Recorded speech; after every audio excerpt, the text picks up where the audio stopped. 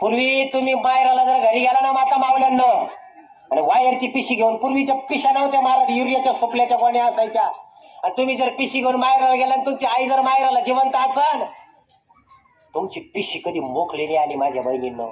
अरे कवठा भरून देईन आपली आई, गवारीच्या शेंगा देईन, मिरच्या देईन, कवठा देईन, बोर्रा देईन, भरून देईन तुमची पिशवी. आणि ज्या दिवशी तुम्हाला परत सासूरवाशीला परत जायचं ना, आणि तुमची म्हातारी पहाटी उठायची